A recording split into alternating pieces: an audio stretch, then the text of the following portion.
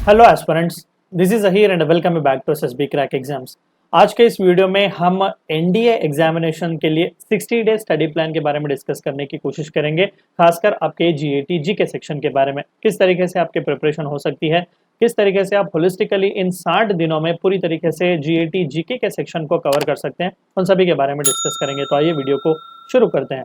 तो सबसे पहला एनडीए एग्जामिनेशन जो है वो यूपीएससी कंडक्ट करता है साल में 2 बार, और नेशनल डिफेंस एकेडमी जो है वो दुनिया की पहली ट्राई सर्विस एकेडमी है, जहां पर तीनों सर्विसेज के लिए जॉइंट सर्विस एकेडमी भी से कहा जाता है। तीनों सर्विसेज के लिए यहाँ पर कैडेट्स को रिक्रूट किया जाता है, आर्मी, नेवी और एयरफोर्स, और उनके यहाँ पर ट्रेनिंग होती है इससे पहले कि वो अपने रिस्पेक्टिव अकेडमीज को जाएं, जहाँ पर उन्हें प्री कमीशन ट्रेनिंग फिर से वगैरह दी जाती है।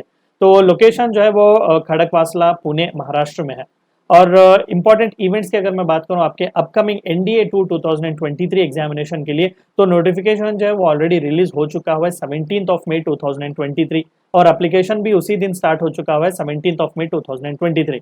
लास्ट डेट जो है वो 6 जून 2023 था। एडमिट कार्ड अभी रिलीज नहीं हुआ है, बहुत ही जल्द हो जाएगा। एग्जामिनेशन के 2-3 हफ्ते पहले ही एडमिट कार्ड रिलीज होता है। upsc.gov.in में आप जाकर इसे डाउनलोड कर सकते हैं।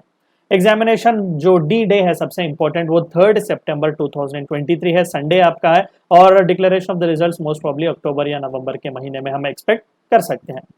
सो ओवरऑल सब्जेक्ट वाइज अगर मैं बता दूं तो यहाँ पर आपको 2 पेपर देखने को मिलेंगे एनडीए 2023 के लिए। एक तो आपका मैथमेटिक्स का पेपर हो गया, और दूसरा आपका जनरल एबिलिटी टेस्ट जीएटी का पेपर होगा। फर्दर अगर हम देखें तो मैथमेटिक्स में आपको 120 क्यू एमसीक्यूज, सभी ऑब्जेक्टिव टाइप ही यहाँ पर होंगे, डिस्क्रिप्टिव कोई भी नहीं होगा, और ऑफलाइन ही पेपर होगा, यानी कि पेन पेपर बेस्ड ये एग्जामिनेशन कंडक्ट किया जाता है।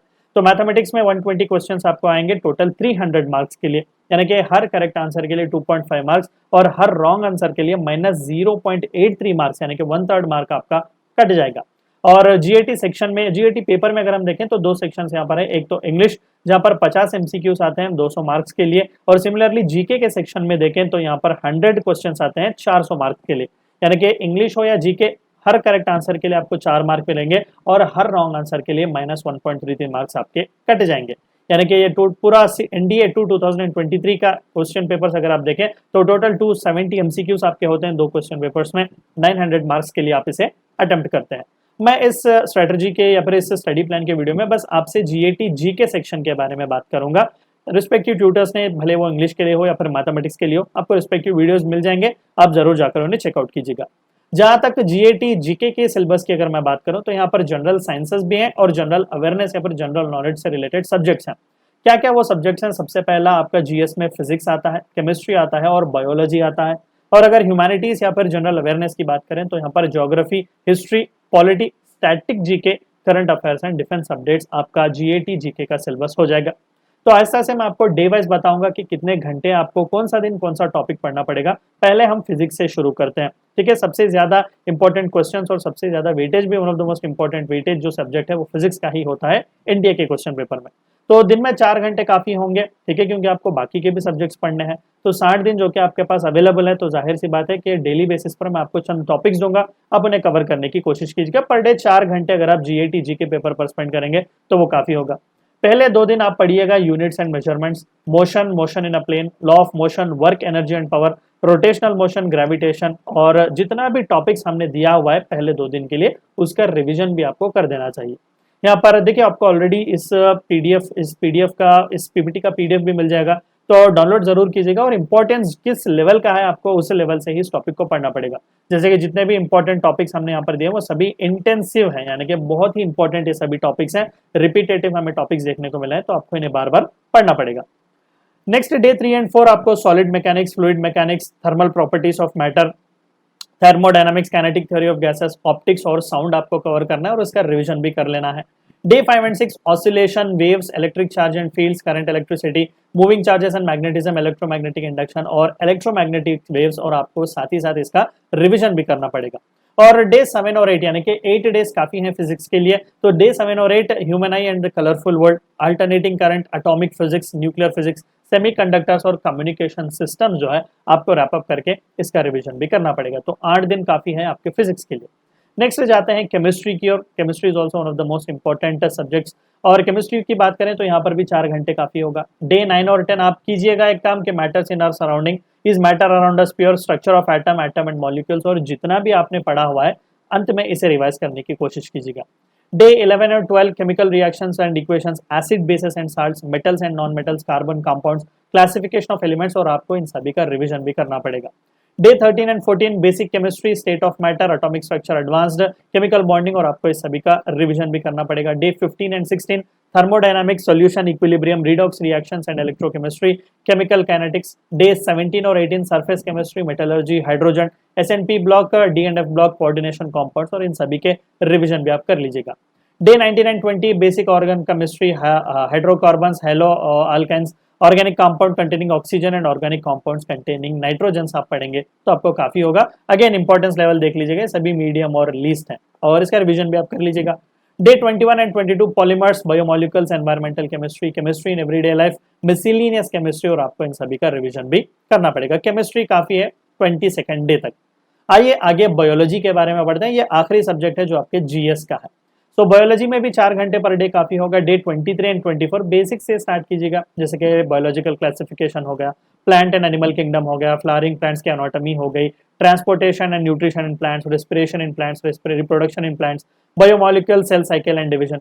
डे 25 और 26 human digestive system, circulatory system, human के बारे में A to Z सब कुछ पढ़ने की कोशिश कीजिएगा। Hormone and integration, reproductive system, genes and inheritance, diseases, microbes, ecosystem dynamics, biodiversity and environment.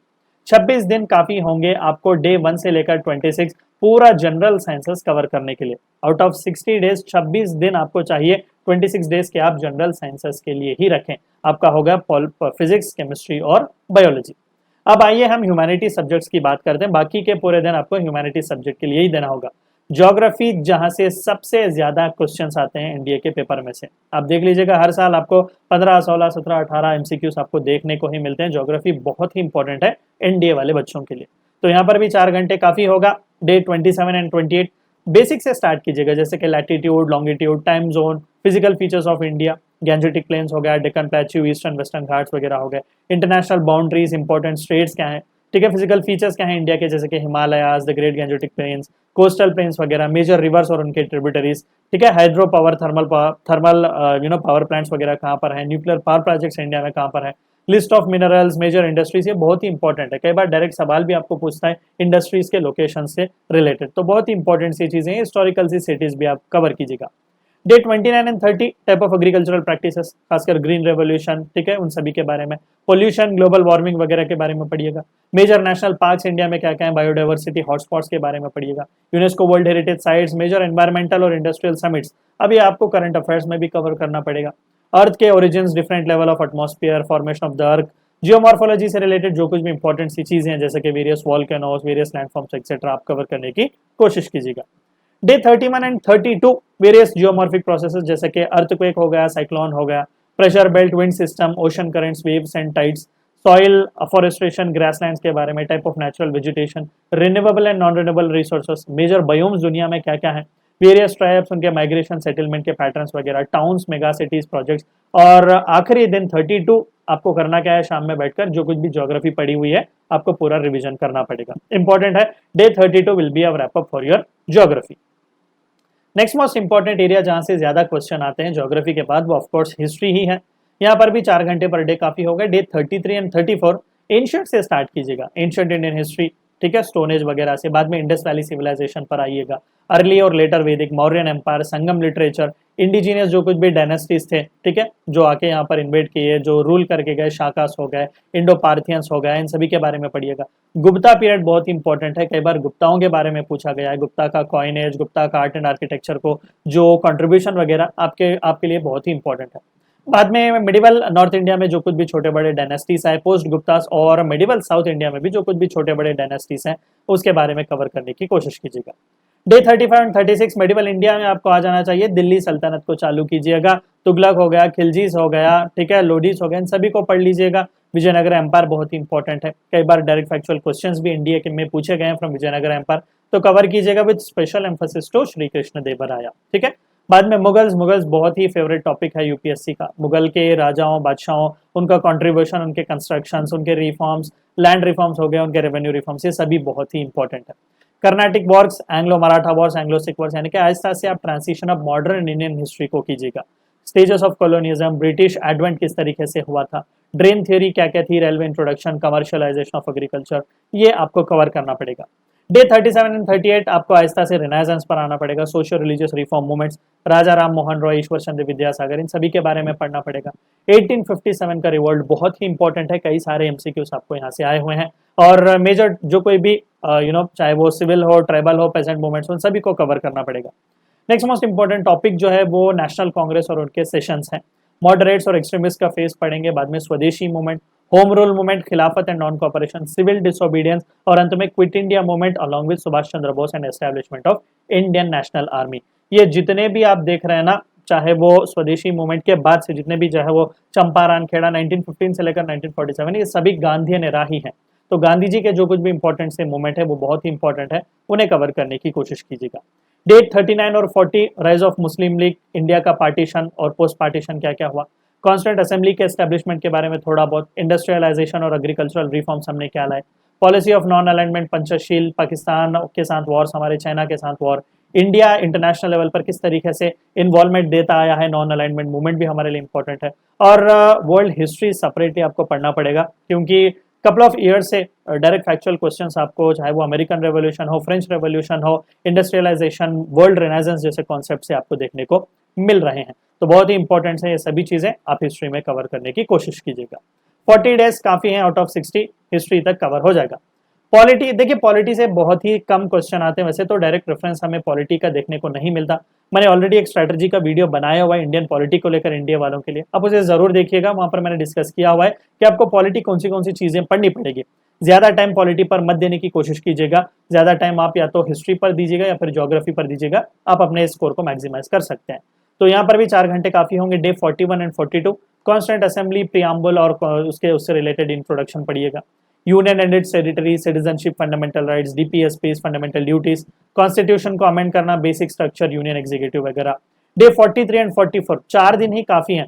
41, 42, 43, 44 polity को कवर करने की कोशिश कीजिएगा। पार्लियामेंट, जुडिशरी के बारे में, स्टेट गवर्नमेंट के बारे में, इमरजेंसी के पावर्स क्या क्या हैं, local bodies, centre state relations, constitutional और नॉन कॉन्स्टिट्यूशनल बॉडीज वगैरह क्या है, और जितना भी पढ़ा हुआ है बस उसे रिवाइज करने की कोशिश कीजिएगा, ये काफी होगा इंडियन पॉलिटी के लिए। स्टैटिक जनरल नॉलेज बहुत ही इंपॉर्टेंट है आपके लिए, कई बार यहाँ से भी कई सारे इंपॉर्टेंट क्वेश्चंस आते हैं, तो यहाँ पर भी 4 घंटे काफी होंगे। डे 45, सुपरलेटिव्स, यानी कि हाईएस्ट क्या है इंडिया में, हाईएस्ट पीक, लार्जेस्ट स्टेट कौन सा है, हाईएस्ट लार्जेस्ट इस तरीके से क्या क्या है उनके बारे में पढ़िएगा। Indian space journey with special emphasis of ISRO, current affairs को फॉलो करना ही पड़ेगा। चंद्रयान लॉन्च हो रहा है, हो चुका हुआ है चंद्रयान लॉन्च, तो जाहिर सी बात है कि इससे रिलेटेड इंपॉर्टेंट से अपडेट्स आप पढ़िएगा। मंगलयान वगैरह जो रुका हुआ है उसके बारे में पढ़िएगा। इंपॉर्टेंट आर्ट फॉर्म्स, कल्चर क्या है, नेशनल इंस्टीट्यूशंस हमारे क्या क्या है, नीति आयोग वगैरह हो गया, उनके बारे में पढ़िएगा। नेशनल इंपॉर्टेंट डेज क्या है हमारे, जो इंपॉर्टेंट से डेज और रिसेंटली जो न्यूज चैनल्स में छाए हुए थे उन्हें कवर करने की कोशिश करेंगे तो बहुत ही अच्छा होगा, क्योंकि कई बार डायरेक्ट फैक्चुअल क्वेश्चंस भी आते हैं। जैसे कि year back prime minister Modi ji की सरकार ने डिसीजन लिया कि जनजातीय गौरव दिवस हम सेलिब्रेट करेंगे, वीर बाल दिवस हम सेलिब्रेट करेंगे, तो ये सभी डेज वगैरह इंपॉर्टेंट है। पराक्रम दिवस हम सेलिब्रेट करेंगे, तो ये डेज को इंपॉर्टेंट आप याद रखिएगा। बाद में कंट्री, कैपिटल, करेंसी, लैंग्वेजेस। 46 में होगा क्या, डे 46 सुपरलेटिव्स, वर्ल्ड के बारे में, इंटरनेशनल बाउंड्रीज और इंपॉर्टेंट सिटीज और उनके strategic locations, international days, Bharat Ratna, Nobel peace prize, military gallantry awards. Day 47 awards के बारे में पढ़िएगा, चाहे वो मूवी रिलेटेड हो, फेमस पर्सन रिलेटेड हो, Olympics, Asian games, Commonwealth games, ठीक है, ये सभी चीजें आप करने की कोशिश कीजिएगा। और डे 47 में कंप्लीट स्टैटिक जीके का आप रिवीजन भी करने की कोशिश कीजिएगा। Day 48 defence specific static GK को पढ़िएगा, जैसा कि सभी सर्विसेज में रैंक का स्ट्रक्चर किस तरीके से, इंडियन आर्मी, नेवी और एयरफोर्स में कमांड्स किस तरीके से, मिलिट्री इंस्टीट्यूशंस और उनके एस्टैब्लिशमेंट, इंडियन एयरक्राफ्ट, उनके specialities, technicalities, military deals, procurement, ये तो ज्यादा आपको डिफेंस करंट अफेयर्स में ही कवर होगा, मैं आपको उसकी स्ट्रेटजी भी बताऊंगा। अलग अलग रेजिमेंट्स क्या है इंडियन आर्मी में, फेमस स्क्वाड्रंस क्या है इंडियन एयरफोर्स के, और इंडियन नेवल वॉरशिप के थोड़े बहुत डिटेल्स। देखिए ये सभी आपको तभी पढ़ने पड़ेंगे जो ज्यादातर न्यूज चैनल में छाया हुआ है, ठीक है। This is how you can connect and read. तो day 48 will be last for your static GK. अब करंट अफेयर की थोड़ी बहुत बात करते हैं। करंट अफेयर के लिए कोई दिन नहीं है, आपको हर दिन फॉलो करना ही पड़ेगा। सबसे पहला तो आपको रेगुलरली 2 लेक्चर्स हमारे अटेंड करने पड़ेंगे। एक डेली करंट अफेयर का लेक्चर जो सुबह आता है 8 से 9 बजे, और बाद में डेली डिफेंस करंट अफेयर्स का लेक्चर जो 9 से 10 बजे तक आता है। ये बहुत ही इंपॉर्टेंट है। जैसा ही लेक्चर होगा रिस्पेक्टिव ट्यूटर आपको पीडीएफ भी प्रोवाइड करते हैं, मंथली कंपाइलेशंस भी होते हैं और ईयरली रिव्यूज भी होते हैं। तो ये सभी पीडीएफ्स आपके लिए बहुत ही इंपॉर्टेंट है। डेली बेसिस पर इन लेक्चर्स को अटेंड कीजिएगा, पीडीएफ कलेक्ट कीजिएगा और बार बार इन्हें रिवाइज करते रहेगा, क्योंकि इन लेक्चर्स में हम एमसीक्यूज भी सॉल्व कराते हैं, तो एग्जाम पॉइंट ऑफ व्यू से वो बहुत ही इंपॉर्टेंट होते हैं।